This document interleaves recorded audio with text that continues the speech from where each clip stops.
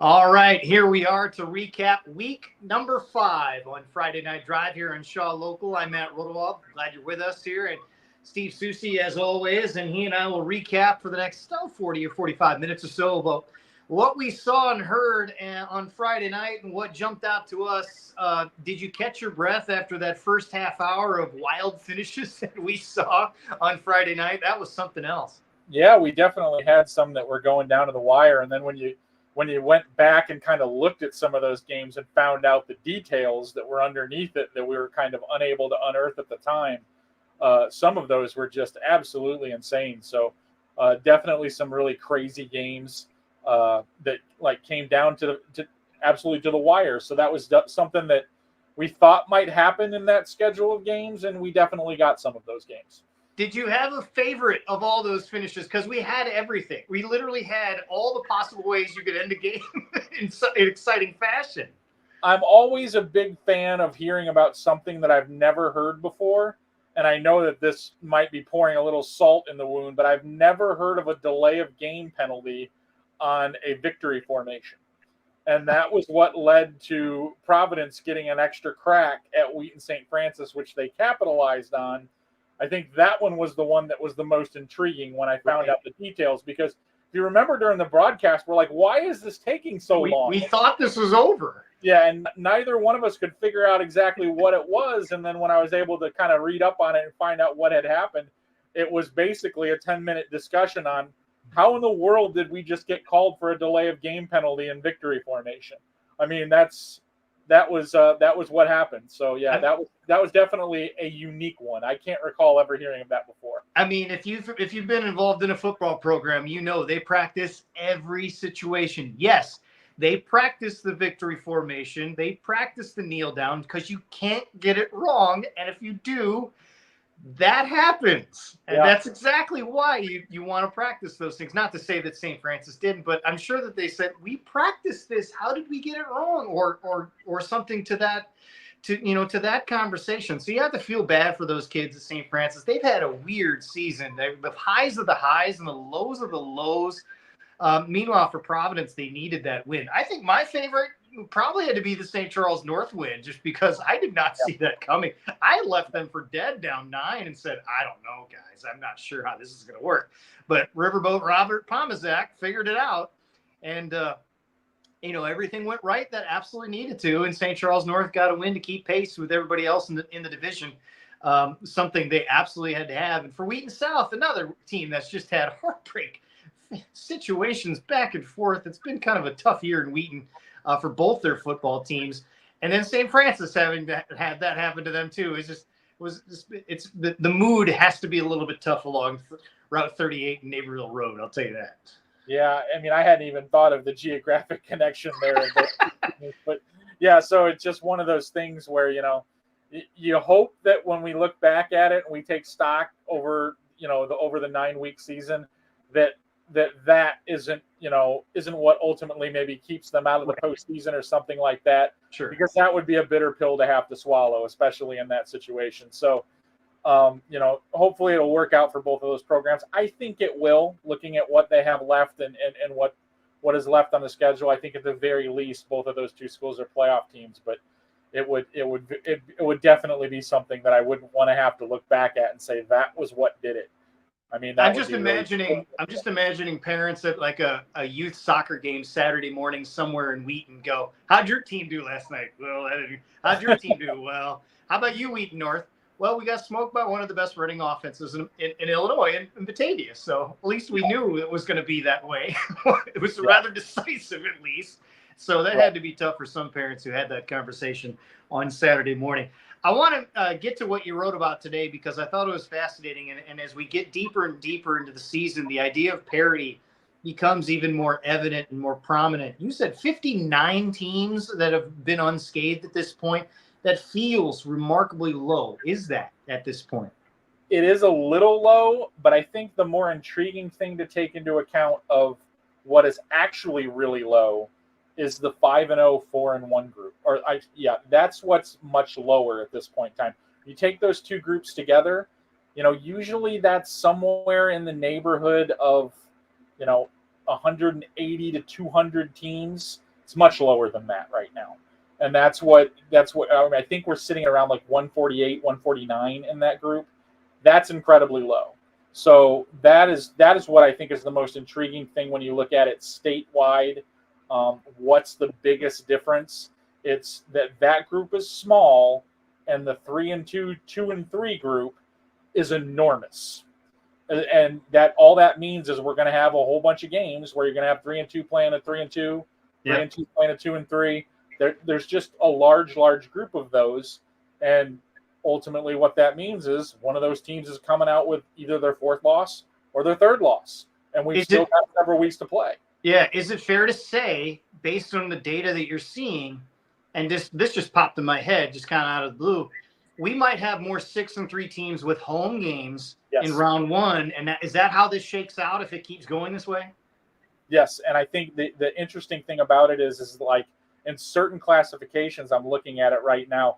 Not only do you have like a 6 and 3 potentially getting a home game, they might be a 6 seed. Yeah, like they're not. It's not an 8-9 game where they're the home team. It's a 6-11, maybe even a 5-12, where you've got a 6 and 3 team with good playoff points because there's just not a lot of teams in front of them.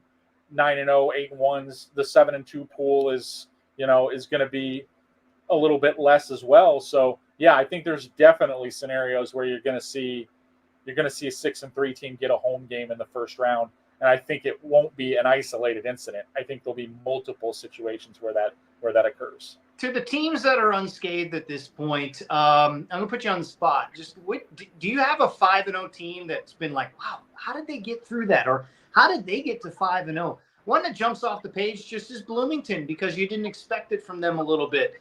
Is there a team that jumps out to you that's similar in that regard? Maybe not a total surprise, but wow, they did get through there. You kind of nailed one of them that I would have listed right there with Bloomington. A new coach, a tough conference, some games on their schedule in the early portion of the season that in the past they've really struggled with. So, yeah, that's definitely one of them. And we've talked about them before, and it's obvious that they're for real. But if you would have put me on the spot before the season and said, Fremd will be 5-0, right, I would have looked at you funny. I mean, I'm on board now. I'm on the Fremd train. I believe in them. But like what you're saying is like if we would have had this conversation, before the season started, and you would have given me a list of teams and said Fremd is on this list, I would have looked at you crooked. I mean, but they're a very good football team, and I'm not denying that. But as far as surprises go, that's definitely one of them. Well, and Barrington's going to get to say hello, Fremd, this weekend. At Barrington, Fremd matchup in Palatine should be fascinating. That's one of the headliners for next week. But Fremd is one of those teams. I'm not surprised that West Aurora is there, but that they've actually put it together early to see to lay the path out that they're clearly going to be a contender to run the table here at 9-0. It took maybe a couple of weeks, but you weren't sure at the outset, maybe in August, but you were definitely convinced past Labor Day that they're going to be a 9-0 team. Yeah, I think another interesting team on that same topic is if you would have said before the season, we're going to get through 5 weeks, and I want you to list and order the Chicago Catholic League teams that will be 5-0. Just start the list, and I'm not saying I think St. Lawrence is a bad football team, but they would be the only one on that list. I don't think I would have listed them extraordinarily high on that list as the only remaining CCL team at 5-0. Yeah, and that's the aspect of the parity with Catholic League dealing with the 4-1s kind of, but more so the 3-2s and 2 and 3s, and how that's going to sort itself out. How De La Salle's end of their varsity season is going to play into it for somebody. There's a lot of variables there that make it interesting when you look at the Catholic League going forward. So that's the fascinating thing. I look at 5-0 to kind of wrap it up here, and I see the usual suspects in the small schools, but to see Johnston City at 5-0 and having Dixon looming here in a week or two makes it fascinating as we get ready for that. Hopefully we can see a clash of 2 6-0 teams, and if Dixon gets through there, guess who's waiting for them with Byron on the other side of that. That's as good a stretch as you get. Yeah, especially at that level, and you look at it and you're like, well, maybe you just take the take the bye week and the extra prep. And I always like it when teams don't do that. I mean, we didn't mention this on the broadcast the other day, but Dwight gets kudos from me last week. They're having a pretty solid season. They could have taken the forfeit win from Walter Christian, and that happened fairly late in the week. Instead, either I don't know if they called them or Maroa called Dwight, but Dwight was like, "Yeah, come on up." That's the number one team in 2A. You could have taken a forfeit win and rolled along, but instead they were like, "We'd rather play." So they took on a big challenge, and they got beat rather handily, but it also gives them an idea of what it's going to take to play a program like that. And instead of just taking the week off and missing an opportunity to play one of those 9 games, because that's the only thing you're guaranteed is the opportunity to play 9. And when you lose one, that's 10% of your season. So kudos to them for taking on that challenge. Yeah, and I'm looking at a 5-0 Althoff Catholic team who in week 9 has Canelan coming to them. Yep. And Canelan got smoked at Morris this week. They get Sycamore this week. They still have Rochelle in their schedule. So that suddenly turns into a very precarious scheduling situation for Canelan if they don't get their act together after this week, which I do think they'll find a way to straighten things out. But again, accepting that challenge and going to take that game on is something that, and they had to have a non-conference foe, but that it's not easy to find week 9 opponents in non-conference play. You get what you get, but they got the best of probably of both worlds by having a long trip and having a good team. But, we're going to find out a lot about Althoff in that week 9 game too as we go forward as well. I actually caught some Althoff video over the weekend, and I am flummoxed as to how that team lost to a 1A team last year. Yeah. I don't know how it happened. That is an incredibly talented football team at almost any level. And they're playing a schedule that's littered with 5A, 6A. They are definitely playing up, and there's a reason for that. That's a really, really talented team. I have a hard time believing that there's a 1A team right now that can match that firepower. I would agree with you. And I would say last year's Camp Point Central group was an experienced group who coming off a trip to the state championship game. Once they got their skis headed downhill with turnovers, stops, short fields, Althoff didn't know what hit them. It was 30-0 on the road at Camp Point. So, that was, and sometimes that happens where it's like you can't figure it out. And if you can't figure it out in November, the panic button comes in because guess what? They're 15, 16, 17 years old still trying to figure this out. So, yes, it makes sense when I watch, because I did watch that game last year, in most of its entirety, and was kind of going, whoa, this is not supposed to happen, but also impressed by Camp Point Central. At this point, I would say credit to Althoff for rebounding after a game like that. And they have put the hammer down, and they are going to be, flooring it the rest of the way. They're going to be difficult. We're going to find out in week 9 how for real they are in that class. If they can put a number on Canelan, it'll be interesting. Why don't you switch subjects here? Because, we talk about tough conferences. One of those is the Interstate 8. We talked about them. How good is the West Suburban Silver? There's a lot of talent there, but there are also teams we're just simply not talking about in Lyons and York. And Downers Grove North seems to be, is it fair to say they've been flying under the radar a little bit? I don't know if it's necessarily flying under the radar. They made the 7A state championship last year. They have a lot of guys back. The expectation was pretty high. Yeah. So I just think that maybe, unlike a lot of those other schools, your schedule is what it is. They didn't play one of those marquee games in the early going that kind of put your radar on them. I expected them to be in the situation that they're at right now. Now it gets interesting because over the next couple of weeks, they've got the games that I expect them to be, tested in. Yeah. I still think they're the favorite to win that league, but it's just kind of a bit of a gauntlet. You've got a Lions team that I think is definitely flying under the radar, a York team that is just doing what it does. And, all three, that 3-man triangle right now has to run into each one of each other over the next couple of weeks. So we're going to get it sorted out. But like I said, I think Downers Grove North is doing what very few teams do in this situation. I believe they're meeting expectations. Don't necessarily think they're exceeding them or undershooting them. I think they're doing exactly what was kind of expected of them. I think that's fair to say. Next week, this week they go to York, so they'll go to Elmhurst on Friday night, and then they have Lions at home. So these are the next 2 weeks where you're going to learn a lot about them.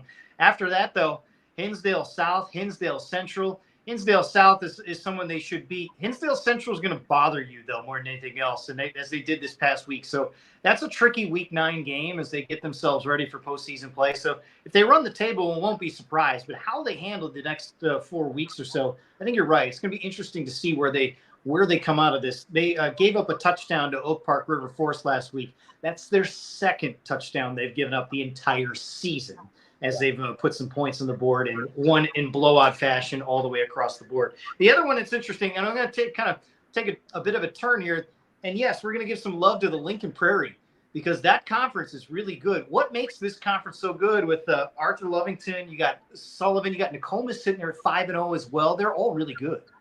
Yeah, it's interesting. That's a conference that kind of merged with a couple of schools that were involved in different conferences before, and then it became a closed conference.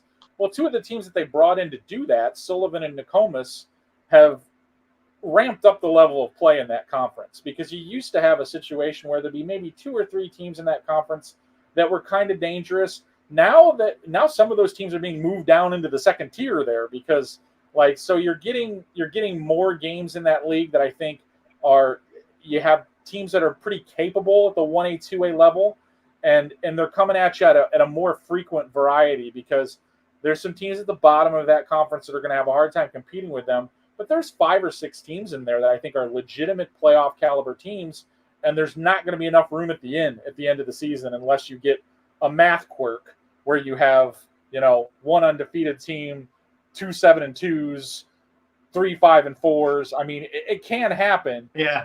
If the natural pecking order falls in order, there's just not going to be enough room for probably the amount of playoff caliber teams there are in that close conference.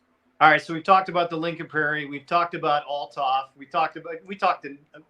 spread it around the state quite a bit here on this conversation. Who in Southern Illinois has jumped off the page to you to go, oh, that's interesting? Doesn't have to be a 5-0 team or a 4-1 team or maybe even a 3-2 team, but which one maybe off the beaten path has been intriguing more than anything else to you? And we've talked about Althoff earlier. That's definitely a team that I'm looking at and saying, okay, that's a team. That's a team. That's a wagon.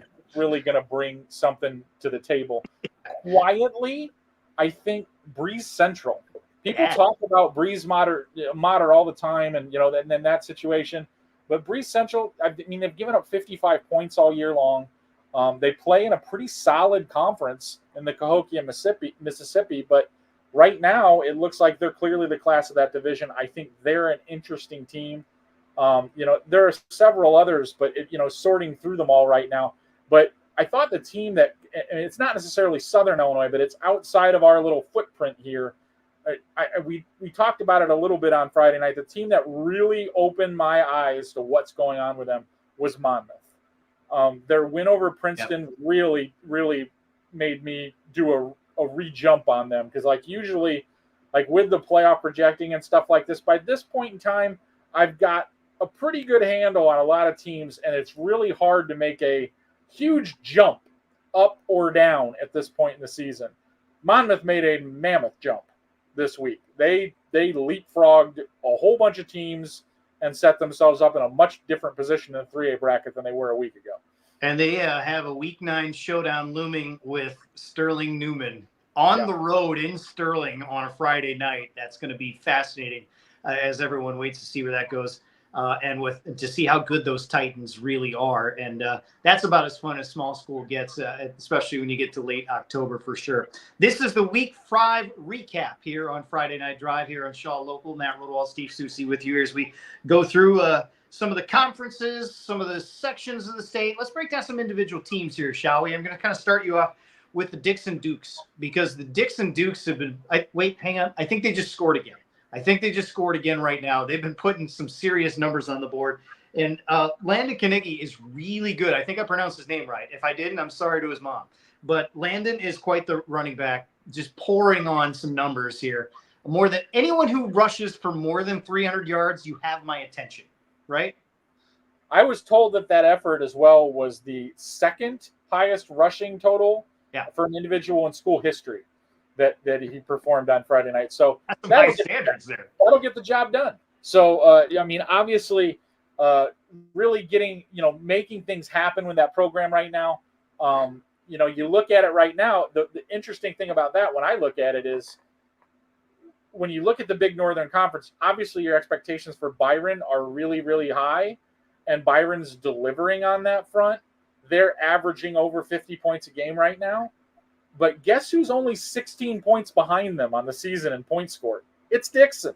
I mean, they are right there as well. They are at exactly 50 points a game right now scored. So it's definitely a situation where you look at it on paper and you're like, well, maybe that gap's closing down a little bit. And I said it before, obviously, but Byron's on the top pedestal until somebody proves otherwise. But maybe Dixon will at least give him a little bit of run, and that has not happened for a while in the Big Northern. What intrigues me the most with this team is because they're in Class 4A, and I believe solidly in 4. You can correct me because you would know more than I would. Correct. So who are they sitting there on the north side of the bracket keeping an eye on that might bother them? And I'm looking at just IHSA numbers, and nothing jumps off the page because I see public league teams that I wouldn't worry about. I see Macomb, which probably gets sent downstate. You've got Mantino at 5-0, but who would really, if you're like doing the prognostications and going, Dixon, who would they have to worry the most about early on? Well, this is a numbers crunching answer, and right now, a very intriguing team has fallen into 4A over the last couple weeks, according to my projections. And this is the team, if I'm Dixon, I'd be worried about in 4A North. It's Morris. Yeah. So that would be the team that I would be like, oh boy, yeah, that's a problem. But yeah, it is kind of an interesting situation when you look at that bracket, because right now the team that's trending out as a 1A in the 1 seed of that bracket is a public league school. So, and not one from one of the upper rungs either. So, right. You've got, a Wheaton Academy that's kind of an interesting fit up in that range. A Coal City team that I think is probably going to end up being seated a lot lower than they deserve to be, because how about St. Viator? St. Viator is another one. And then St. Lawrence is a possible 4A team as well. So that's that bracketing is going to be fascinating if all of those teams end up in there, because you're going to have less public league teams than you've had before in that bracket, I think, and more teams that you're like, wow, that's a pretty interesting 13 seed we got there. I mean, I think that's the reality of the situation. And I'm just looking at this teams just down a list here, and I see the idea of a 3-2 Geneseo team in, say, the second round or something like that. And I'm like, oh man, if you run the table and go through all that, and then you have to play a week 2 road game at like a Geneseo, it's a nightmare for a team like Dixon. Let me hit you with another one there when we're talking about 4A North.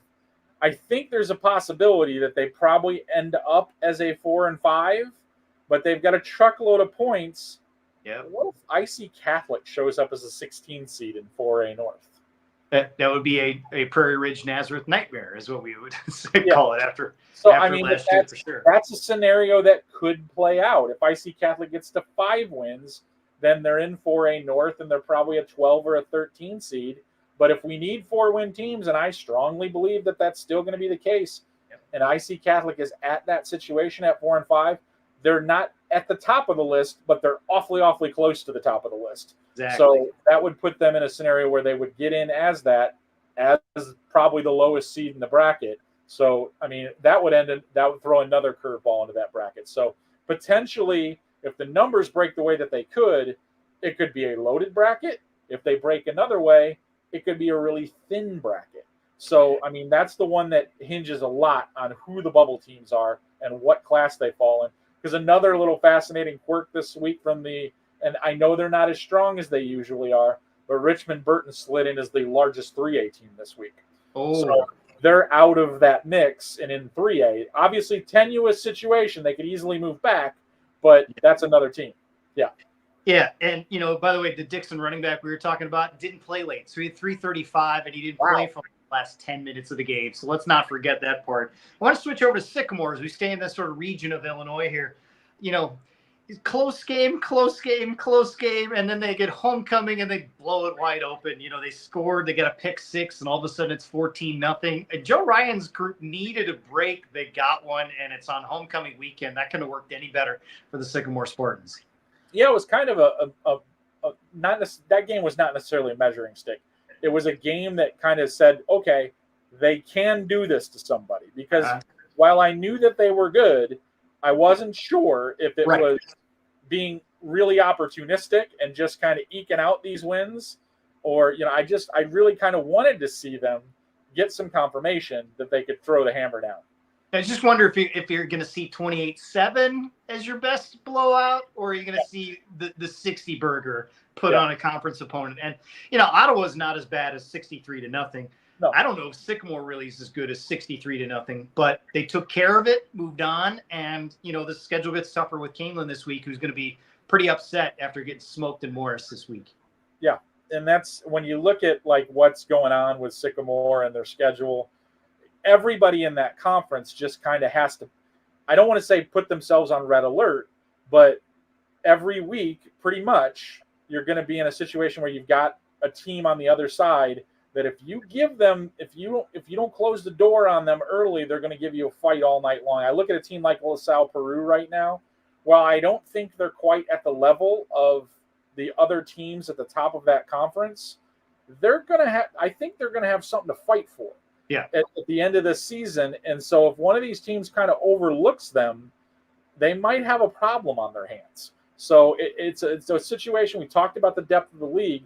I feel like almost every week you better be on your game, because if you're not, the team on the other side is going to take advantage of that if you rest for just a second.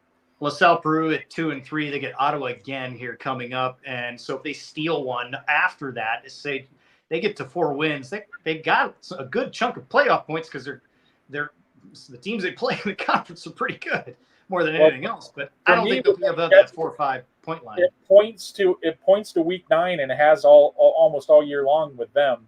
They play O'Fallon, and this isn't the O'Fallon team that it's been for the last decade or so. So maybe they get themselves right. They can go and play O'Fallon and pick off a win there, and maybe sneak in the back door here. But it's gonna be difficult to do that. They've got to pick off someone along the way. But that conference, like I said, every week you better be on your game, because there's going to be an opponent on the other side that's ready for you. Did you catch any of Palatine and Schaumburg? Some of the recap of that? Because for me, the story to me was Palatine's defense is way better than we're talking about, and yes, they're 4-1. Everyone else was 5-0 and getting the conversation. But as we've mentioned on this show a few times, they're a play away from being 5-0. They know it, and so does everybody else in that conference. And I still look at it. I'm being stubborn with Palatine right now. I still kind of look at it as, okay, Barrington's on top, but I still prefer Palatine as the number 2 team right there in my mind. That's still what I'm doing. I'm not holding that one loss against them. I'm waiting. I'm very interested in the Palatine Friend game, but in my mind, it's a razor thin difference between those two teams. Looking forward to when they play to resolve that. But I've been convinced that this is still a really good Palatine team, and we're not talking about them because they have a 1 in that column rather than 0. I have a feeling at the end of the year they're not going to be out of the conversation at the end of things. No, and you got to give the Pirates some credit, especially that defense. Parker Brawl, the Marshall commit, who helped this defense get 14 points off turnovers. Look, when you go into homecoming at Schaumburg after they're in their best start in 11 years, that's going to be a juiced building, and to take the noise out of that building the way they did is putting the league on notice and saying, all right, well, we'll see you, Barrington, in a couple weeks. We'll see you, friend, next week on a Thursday night. This league is going to be fun to kind of watch how this shakes out, as we get prime time matchups each week, pretty much. Yeah, I think it's very interesting. Like when you look at it, we've talked about this before, that conference tends to be video game shootouts on a week-to-week basis. It does, yeah. But yet you've got Fremd, who at this point has given up 42 points in 5 games. You've got Palatine, who's given up 59 points in 5 games. They're trying to break that mold on us. Like, they're trying to say, hey, we can play some defense too. And it'll be interesting if that holds over the last 4 weeks of the season. Will those defense continue to kind of set the tone for their programs instead of getting into 49-42 games or 56-48 games, which tend to be what ends up happening in that league? Because as good as Barrington has played so far this season, they've still given up a fair amount of points. So they're still doing that. They're still giving up, almost 25 points a game right now, even though they are 5-0. So it's just going to be interesting to see if those contrasts continue as we get into the last stretch of this season. Let's head up north to McHenry County. Maybe we stop over in Lake County for a second as well, because some good football being played up there. And I'm not talking about Cary Grove and Prairie Ridge, as much of a fun game as that was. I think that took like an hour and 10 minutes to get done, by the way. But I'm talking about Woodstock North, the last team to finish Friday night because of the power outage. They're 5-0, and they're a team that keeps finding ways to win and keep putting themselves in position. And after a while, you just start believing if you're a Woodstock North fan. Yeah, I mean, you look at it right now, they're averaging like 42 points a game, I think, which is like, there have been seasons in the past where they've struggled to, even average double digits in offense. So they found some things that work for them. You were wondering if they were kind of a paper tiger. Their first couple of games were not against the strongest competition. I think they've started to prove that, yes, we're legitimate here. We're capable of winning this thing. I'm fascinated to see what happens when they run into Sandwich. That should be something that I think will be a real interesting contest and kind of settle some things there. But, like I said, I didn't know what to make of them after those first couple of games because, like I said, lower rung teams that they were playing, they put up big numbers. Is it legitimate? And it's starting to look like they can figure out how to win a lot of different types of games. They've won some close games. They've won some low-scoring games. They've won some runaways. So right now it looks like this is the kind of team that, like, we were to make a short list of teams that, like, hey, 5-0, big surprises. Yeah. Woodstock North would be on that list. And then I think you're going to look back at it at the end of the season and say, maybe they shouldn't have been. I mean, they're doing a really nice job. They have a chance, honestly, to run the table at this point. And credit to Matt Paulnow and company. They were 2-7 last year. And the remainder, they got 3 games of 4 on the road. So they only have 1 more home game left. That's that Sandwich game that you alluded to. This week they go to Harvard. Then they go to Richmond to face off against the Rockets. They'll have Sandwich. And then the crosstown is at Woodstock. So they have to go face the Blue Streaks down the street at the old school, so to speak. So it should be interesting to see if they can run the table and see how that league shakes out. Meanwhile, let's switch over to the Fox Valley because Cary Grove and Prairie Ridge doing Cary Grove and Prairie Ridge things. Result, not much of a surprise, but, having a Logan Abrams 77-yard touchdown run kind of is against a defense that sees a lot of what they run every day. Yeah, it is. But you never kind of know how these games are going to factor out. It always seems like there's some element of it that's a little bit surprising. I'm sure those coaching staffs pretty much know they're not going to be surprised by a lot that the other team is going to throw at them. So it becomes one of those situations: who is going to make that play? Who's going to make that separating play that kind of breaks this thing open? And it took a while, but Cary Grove eventually got that play. Are you ready to make my Central Rockets the 3rd best team in the conference? Not quite. But I thought I had you for a minute. You're close, but like I said, closer than I probably have been as long as they've been in the league for the last 6 years. I'll tell you that. I think so. I think that's fair. I mean, I am. What I wasn't ready to do before was I wasn't ready to move them past Huntley in that second order. I think I am now. That was one of those things where I kind of looked at it and I was like, well, Huntley struggled a little bit getting away from Hampshire the other night. So I still think we kind of got a clear, these are the 5, these are the not 5, but stacking the order is not as clear as maybe as it has been in the past. You still got the 2 at the top, but it'll be interesting to see how 3 through 5 kind of factors themselves out right there. I'm not ready to move them past Huntley because they haven't beaten them since 2002. Okay. That's a stretch that, although they did not play for a long, almost 16 years of that, but they have. It's been a 5. The streak for the Red Raiders is 5 against Central. That's the longest in their 43 game history, stretching back to the 60s. So it's been dominance from Huntley. So to me, in terms of passing the torch, the Central Rockets have got to figure out a way to beat them. But in the meantime, getting to 4-1 for Central, they've got Jacobs this weekend, which is a winnable game. But this is one of those prove it to me games, right. Followed by Prairie Ridge, which is a tall order, and then you have Huntley or Hampshire, then Huntley after that. So for them, they've been trying to seek that 5th win, being 4-5 the last couple of years. It's on the table. Let's put it that way. It's there for them to take it. Now, will they? This is up for them to see this group figure things out in the Fox Valley going forward. We switch to Duquesne real quick because I want to give some credit to the Batavia Bulldogs before I start not liking them the rest of the week because it's Geneva Batavia week.